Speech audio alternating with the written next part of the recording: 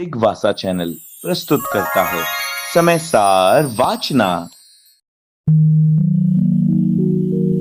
समय सार पढ़ ले जो कोई, ताहि तनाव कभी नहीं होई।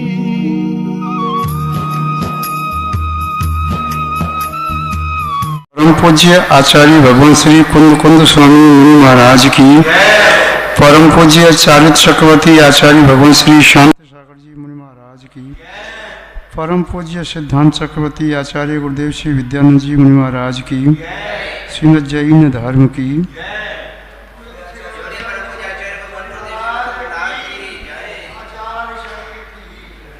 जैनम जयतु शासनम विश्व कल्याण कारकम। कल जो देखा था उसमें आचार्य महोदय ने बताया व्यवहार ने और निश्चय ने, उसी बात को उदाहरण से यहाँ समझाते हैं। व्यवहार की अपेक्षा से जो जीव का कथन किया हो, वह जीव की छवि विवाह परिणति, विकार युक्त परिणति, कर्म सहित जीव की दशा, उस सबको जीव ही माना था। किंतु निश्चय की अपेक्षा से आचार्य महोदय ये बताया था, चाहे भले ही कर्म जीव के साथ है किंतु कर्म जीव नहीं है। चाहे वह नो कर्म हो, चाहे द्रव्य कर्म हो, चाहे भाव कर्म हो, कर्म अलग है, जीव अलग है। कर्म जीव में है, जीव और कर्म दोनों अनुलोम पर क्षमता एक दूसरे में प्रवेश कर गए। कर्म की सत्ता, कर्म का अस्तित्व जीव के बिना नहीं है। जीव के बिना वे कर्म कारमान वर्गणा के रूप में दृष्टिगोचर होते हैं, किंतु जीव के राग द्वेष आदि विकारी भावों का निमित्त पाकर के वे कर्म बन पाते हैं। यदि जीव के राग द्वेष आदि विकारी भाव कारमान वर्गणाओं को नहीं मिले तो वे कारमान वर्गणाएं कभी भी कर्म नहीं बन सकती। इसलिए यहाँ बताया कि कर्म बनाने में जीव ही निमित्त है, अतः वह कर्म भी कथनचित जीव है। और कर्म सहित जीव को भी जीव कह दिया। व्यवहार है, दो द्रव्यों को एक साथ कह सकता है। व्यवहार है, एक अभेद द्रव्य को भी भेद भेद करके कह सकता है। न्यायापेक्षा प्रत्येक कथन सम्यक होता है, किंतु अपेक्षा से विहीन प्रत्येक कथन मिथ्या होता है। सम्यक एकांतों का समूह अनेकांत होता है, मिथ्या एकांतों का समूह मिथ्या ही होता है। आचार्य महोदय ने जहां पर शुद्ध निश्चय की अपेक्षा से जीव का कथन किया कि जीव कौन है, उन्होंने कहा जीव जो अजीव से रहित है। अजीव कहिए तो राग द्वेष आदि जीव के विकृत परिणाम विवाह परिणति। जीव वही है जो बंध से रहित है, आसव से रहित है, संवर से रहित है, निर्जरा से रहित है और कर्म विमोचन की क्रिया से रहित है। जीव वही है जो मार्गणाओं के द्वारा प्राप्त नहीं होता, गति इंद्रिय काय इत्यादि से परे है। जीव वह है जिसमें क्षयोषम भाव नहीं है। जीव वह है जिसमें उपसम व औदिक भाव नहीं है। ये सब अपेक्षाएं शुद्ध जीव की अपेक्षा से। शुद्ध निश्चय ने शुद्ध को ही ग्रहण करता है, अशुद्ध को ग्रहण नहीं करता। यदि किसी दुकान में 10 किलो आटा है और 100 किलो गेहूं रखा है, तो आटे को ग्रहण करने वाला व्यक्ति कहेगा 10 किलो आटा है, बस मेरे पास ज़्यादा नहीं है। किंतु दूसरा व्यक्ति जिसे गेहूं में भी आटा दिखाई दे रहा है, चक्की सामने है, गेहूं का बोरा रखा हुआ है, वह कहेगा 10 किलो क्या, 110 किलो है। वह गेहूं में भी आटे की स्थापना करके उसे आटा देख रहा है। एक व्यक्ति बीज में बीज देखता है, एक व्यक्ति बीज में वृक्ष देखता है। एक व्यक्ति को संसारी प्राणी दिखाई देता है, दूसरे व्यक्ति को वह संसारी प्राणी शक्ति की अपेक्षा से शुद्ध परमात्मा दिखाई देता है। सभ्य शुद्धाहु शुद्धनया, शुद्ध निश्चय की अपेक्षा से सभी जीव शुद्ध हैं। शुद्ध निश्चय का आलम्बन लेने वाला कहता है, मैं आपके अंदर विद्यमान उस परमात्मा को नमस्कार करता हूँ जो आज अप्रकट है, किंतु वे परमात्मा का बीज है और नियामक बीज है। जिसने सम्यक्त प्राप्त कर लिया उसे परमात्मा बनने से कोई रोक नहीं सकता। जिसने सम्यक्त प्राप्त नहीं किया, मिथ्या दृष्टि ये मान सकते हुए भव्य भी हो सकता है, अभव्य भी हो सकता है, किंतु जिसने सम्यक्त प्राप्त किया नियम से भव्य है, आसन्न भव्य है और मोक्ष को प्राप्त करने की पात्रता है। दृष्टिकोण जब अलग अलग होता है तो वस्तु का स्वरूप भी अलग अलग दिखाई देता है।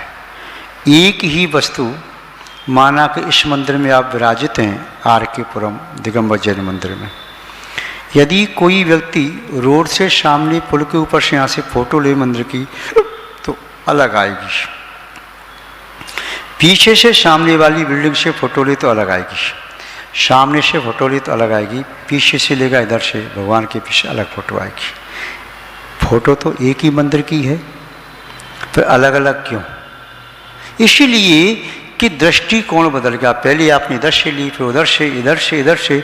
जब कोण बदलता है तो दृष्टि बदल जाती है, और दृष्टि बदलती है तो दृश्य भी बदल जाता है। आप सामने देख रहे हैं तो सामने वाला दृश्य आपको स्पष्ट दिखाई दे रहा है, आजू बाजू वाला नहीं। जब आपने दृष्टि ऐसे की, कोना बदला, रेटिना इधर आया, तो आपको इधर की वस्तु साफ दिखाई दे रही है, इधर की दिखाई नहीं दे रही, सामने वाली भी नहीं। इधर देखेंगे तो ये दिखाई दे रही, इधर नहीं। दृष्टि बदलते सृष्टि बदल जाती है, दृष्टि बदलते ही दृश्य बदल जाता है, दृष्टि बदलते ही व्यक्ति कुछ से कुछ हो जाता है, दृष्टि बदलते ही ज्ञान बदल जाता है, दृष्टि बदलते ही राग वैराग में बदल जाता है, दृष्टि बदलते ही व्यक्ति असंयमी से संयमी हो जाता है, दृष्टि बदलते ही संसार मार्गी मोक्ष मार्गी हो जाता है। दृष्टि का फेर है। आचार्य महोदय इसी बात को दृढ़ कर रहे हैं। एक व्यक्ति कह रहा है इस सामने नदी है, नदी हाँ दो किनारों के बीच में बह करके जा रही है, सामने नदी है। दूसरा कह रहा है समुद्र भी नदी है, और यहाँ से इसका स्रोत है निकल के झरना झर रहा है, वह भी नदी है। उसका व्यापक दृष्टिकोण है, किंतु व्यापक दृष्टिकोण यदि हमारे सामने है तो व्यापक वस्तु ही दिखेगी, और दृष्टिकोण यदि सूक्ष्म है तो सूक्ष्म दृष्टिकोण से व्यापक वस्तु नहीं देखी जाती। यदि छोटी तराजू है तो छोटी तराजू से रत्नों को तोला जाता है, सोने को तोला जाता है। उस छोटी तराजू से भूसा और मिट्टी पत्थर नहीं तोले जाते। उन्हें तोलने वाली बड़ी मशीन है तो उससे बड़ी वस्तुएं तोली जाती, छोटी नहीं तोली जाती। सब अलग अलग है, एक नहीं है। एक गिलास में दूध भी है, पानी भी है। एक व्यक्ति कहता है इसमें 300 ग्राम में से 100 ग्राम दूध है, 100 ग्राम दूध है मेरे पास, यदि गर्म करूँगा पानी जल जाएगा, दूध बचेगा। दूसरा कहता है 200 ग्राम पानी है, उसकी दृष्टि जल पर है, दूसरे की दृष्टि दूध पर है। एक व्यक्ति कहता है आधा गिलास खाली है, दूसरा कहता है आधा गिलास भरा है। दृष्टि दोनों की अलग अलग है, दृश्य वही है। उसकी दृष्टि खाली पने पर है तो खाली दिखाई दे रहा है, जिसकी दृष्टि भरे पर है तो भरा दिखाई दे रहा है। कई आपने मंदिर वगैरह में हॉल में पत्थर लगे देखे होंगे, और पत्थर लगाते हैं, अलग अलग टाइल लगाते हैं, तो कभी काले काले पत्थर की लाइन, सफ़ेद पत्थर अलग अलग लगाते हैं और तिरछे लगाते हैं। जब आप दृष्टि को स्थिर करके देखेंगे तो आपको सब काले काले पत्थर दिखाई देंगे, सफ़ेद पत्थर गौड़ हो गए। और जब दृष्टि ऐसे करके देखोगे तो सफ़ेद सफ़ेद पत्थर दिखाई देंगे, काले पत्थर गौड़ हो गए। दृश्य वही है, किंतु दृष्टि कौन बदला है। दृष्टि आपने ऐसे की तो केवल एक लाइन से वो सोई पत्थर दिखाई दे रहे। कई बार आपको ऐसा भी होता है, जब आप अपनी दोनों आँखों को अर्ध उन्मीलित करके देखते हैं चंद्रमा को, तो आपको एक के दो चंद्रमा दिखाई दे जाते हैं। दो चंद्रमा हैं नहीं, किंतु एक के दो दिखाई दे रहे हैं। जब पूर्ण दृष्टि आपकी होती है तो एक दिखाई देता है। कई बार दृष्टि आपकी धूमिल हो जाए तो ठूंठ में भी आदमी दिखाई देता है, और कई बार ऐसा होता है कि आदमी भी ठूंठ दिखाई देता है। और दृष्टि स्पष्ट है तो आदमी आदमी दिखता है, ठूंठ ठूंठ दिखता है। तो अलग अलग दृष्टि होने से, अलग अलग कोण होने से वस्तु का स्वरूप बदल जाता है, वस्तु नहीं बदलती।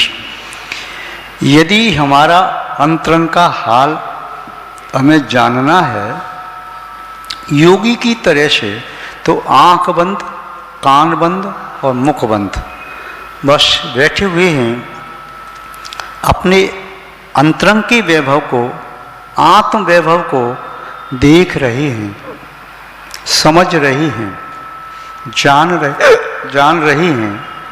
जब दृष्टि बाहर की ओर जाती है तो बाहर में सामने भक्तगण, शिष्यगण, गुरु भाई या संसार की वस्तुएं, पुद्गल आदि दिखाई देता है।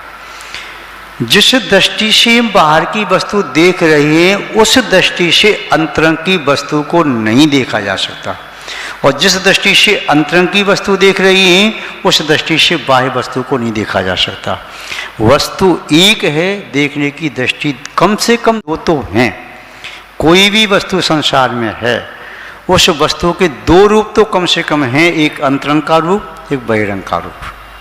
बहिरंग के बिना अंतरंग नहीं, अंतरंग के बिना बहिरंग नहीं।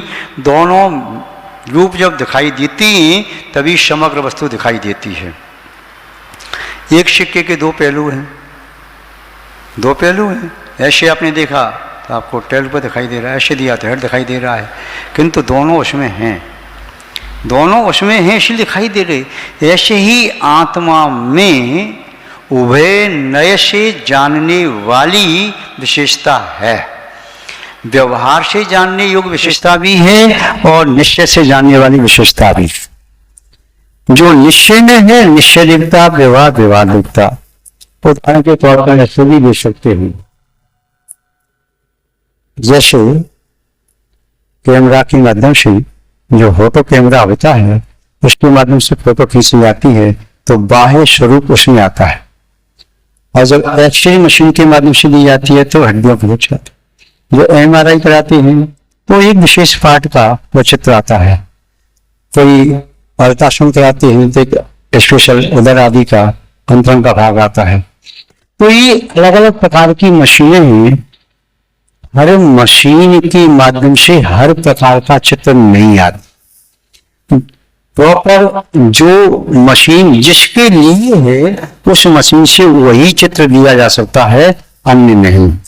जैसे एक इंद्री दूसरे इंद्री का काम नहीं करती, वैसे ही एक मशीन से या एक प्रकार की क्रिया से अनेक प्रकार के कार्य नहीं होते। आचार्य महोदय यहाँ पर व्यवहार और निश्चय दोनों का आलम्बन लेकर के आत्मा के बारे में बता रहे हैं दास के माध्यम से। पहले उनके शब्दों में ये देख रहे हैं वो क्या कह रहे हैं, उसके बाद में और आगे देखेंगे। राया ईशो बल समुदय आदेशो व्यवहारी दुबुच्चरी तथ्य को राया। वय व्यवहारो अजवशाणादि भाव जीवोति पदो सुत्ति तथ्य को लिच्छदो जीवो। यहाँ पर आचार्य महोदय ने बताया राया प्रदिग्धो तीय येषो बोलो समुदयश आदेश। कहीं बहुत भीड़ दिखाई दे रही थी, 1 kilometre, 2 kilometre, 4 kilometre, 10 kilometre, 20 kilometre, बहुत भीड़। पूछा ये कौन है, क्या है? बोले ये चक्रवर्ती भरत चक्रवर्ती राजा जा रहा है। कौन जा रहा है? राजा जा रहा है चक्रवर्ती। या ये नारायण जा रहा है, ये महामंडलेश्वर जा रहा है, ये मंडलेश्वर जा रहा है, या कोई अर्धचक्री जा रहा है, उसकी सेना है, वो जा रहा है। या सूर्य किसका? दूल्हा जा रहा है, दूल्हा जा रहा है, उसका शोरगुल है। बारात जा रही है, दूल्हा तो एक है और सब तो किसी बारात है। राजा तो एक है और सब उसकी सब सेना है। सेना है, राजा राजा है, किंतु सेना भी राजा की है। तो इसलिए ये कहा राजा जा रहा है, उस राजा के जाने के लिए कितनी जगह तो चाहिए? 4 योजन, 5 योजन, 10 योजन। व्यवहार से राजा का जो परिकर है वह भी राजा ही कहलाता है। राजा का परिकर भी राजा ही कहलाता है।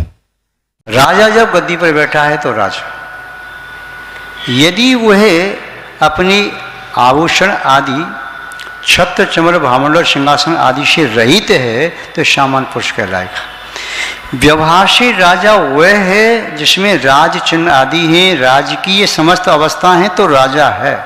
7 प्रकार के इसकी राजा के सेना है, राजा के अंग हैं, महामात्य है, दंडनायक है, सेनापति है, मंत्री है, प्रजा है, महाजन है। ये सब राजा के जो अंग हैं, कोष आदि, तो तब राजा समग्र राजा कहलाता है। ये राजा के अंग कहलाते हैं। कोई भी अंग कम करो तो राजा संपूर्ण नहीं। शरीर के 8 अंग होते हैं, एक अंग को भी कम कर दो तो शरीर संपूर्ण नहीं। ऐसे व्यवहार से वह सब परिकर राजा में ही समाहित होता है। यद्यपि अलग अलग है निश्चय से, किंतु व्यवहार से वह उसमें ही समाहित हो जाता है। यदि किसी खेत में आम के वृक्ष 80 हैं और 20 वृक्ष जो हैं वे जामुन के भी हैं, अमरूद के भी हैं, नीम के भी कोई पेड़ हैं, कोई किसी और का पेड़ है।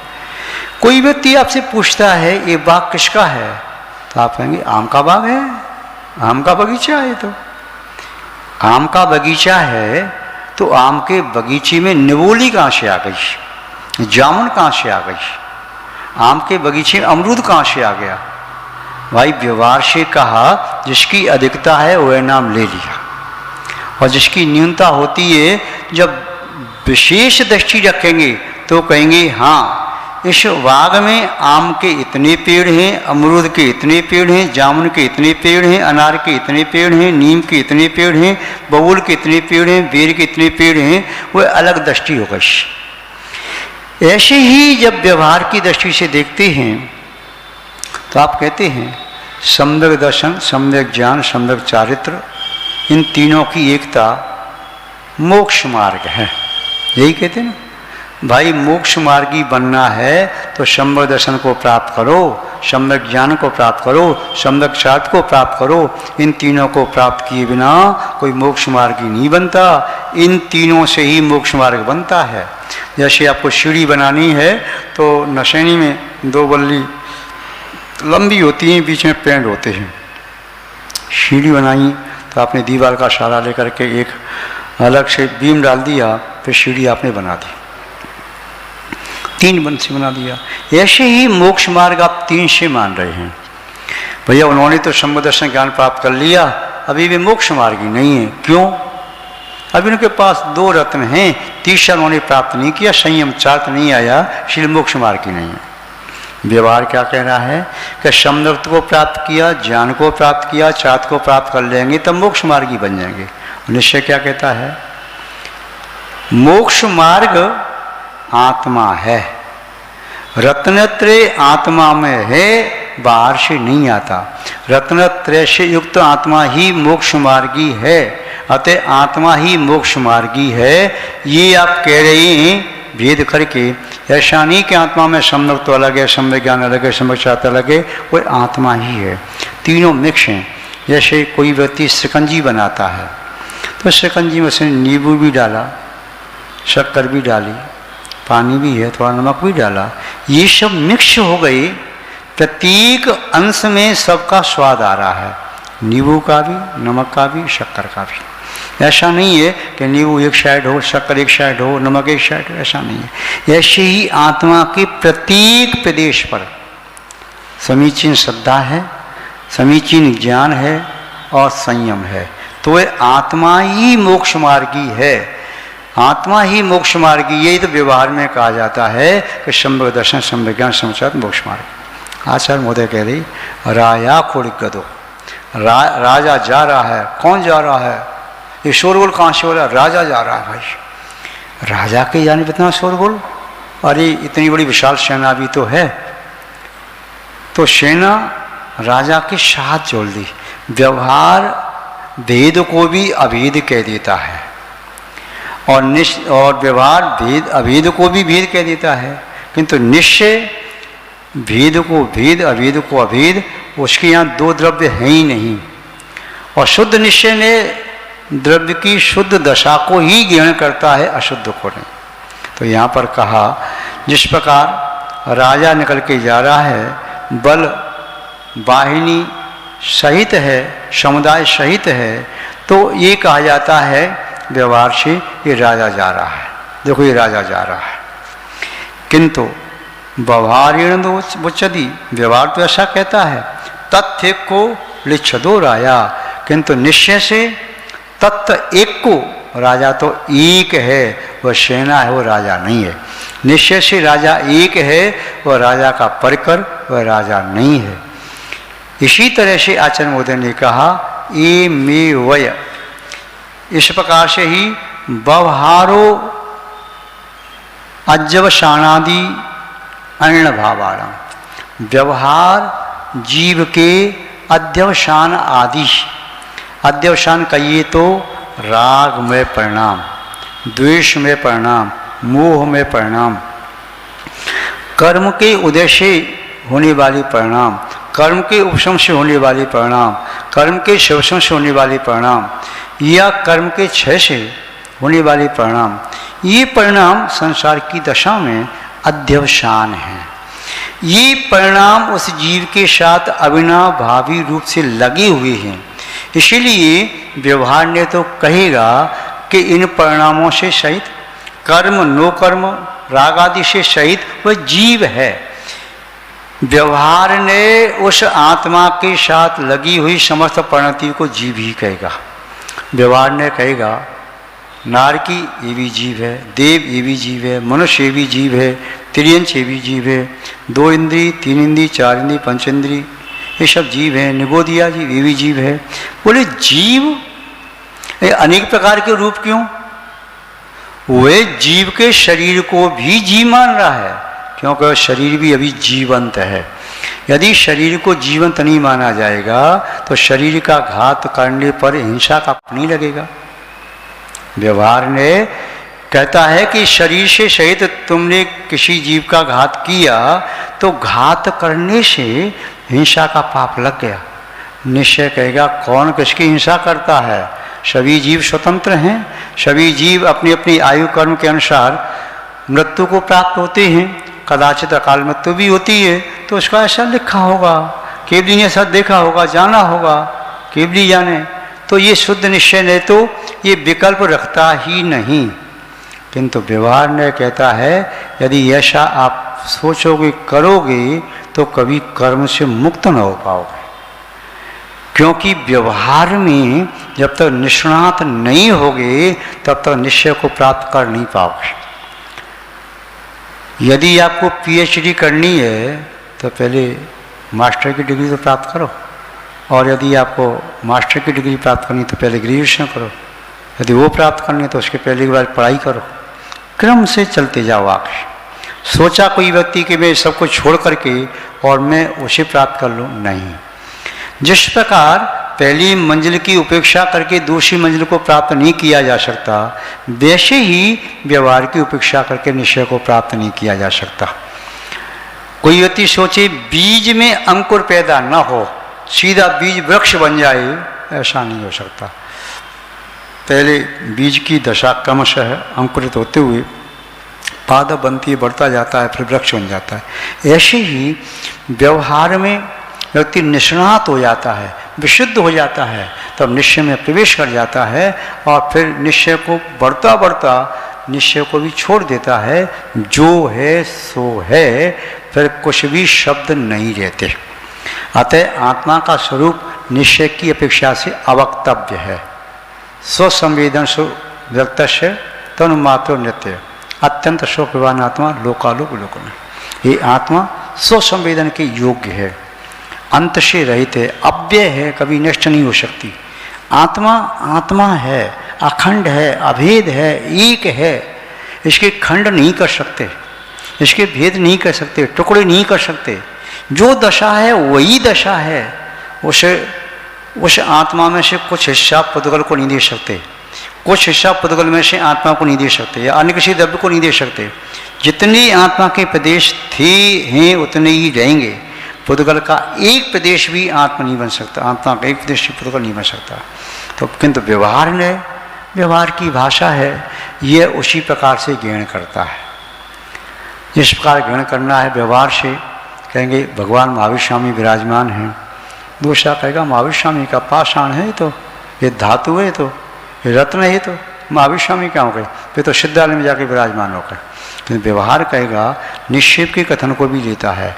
व्यवहार से किसी का नाम महावीर रख दिया तब भी व्यवहार कहेगा नाम निक्षेप को, हाँ ये महावीर है, ये ऋषभ है, ये सन्मति है, ये वर्धमान है, ये शांति है, ये भरत है, ये बाहुबली है। तो ये नाम निक्षेप भी किया व्यवहार में। व्यवहार उसे भी सम्यक ही कहता है, मिथ्या नहीं कहता। स्थापना निक्षेप है तब भी सम्यक कहता है। द्रव्य निक्षेप है, अतीत की पर्याय को वर्तमान में कहना या भावी पर्याय को वर्तमान में कहना, उसे भी सम्यक मानता है। भाव निक्षेप है, वर्तमान की पर्याययुक्त कथन करता है, वह भी व्यवहार है, कथन कर रहा है, पर्याय को साथ लेके चल रहा है। किंतु निश्चय की दशा जो है वह पर पदार्थ से रहित एक द्रव्य की शुद्ध दशा है। जो दशा है शब्दों में कहने में नहीं आए फिर भी वही दशा है, और वह शुद्ध है। उसके साथ एक परमाणु भी लग गया तो शुद्ध निश्चय ने कहेगा ये जीव नहीं है। जीव तो वह होता है जिसके साथ एक परमाणु भी न हो। यदि एक भी राग की कणिका शेष रह गई बोले जीव नहीं है।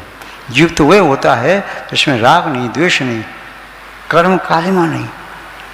वह शुद्ध निश्चय ने अयोग केवली को भी वह जीव नहीं कह रहा, वह कह रहा शुद्ध परमेष्टि ही शुद्ध जीव है। जीव का स्वरूप तो वह होता है। तो आचार्य बोध यहाँ कह रहे हैं ये व्यवहार ने अध्यवसान आदि जो भाव हैं उन सब प्रकर को जीव कहता है। जैसे राजा की सेना को भी राजा कहा जा रहा है, किंतु निश्चय से राजा एक है। वैसे ही जीवोति कदो एमेव व्यवहारा, व्यवहार से अध्यवसानादि अन्न भावाणाम अन्य भाव जीवोति, ये जीव है ऐसा उसने किया, ऐसा कहा।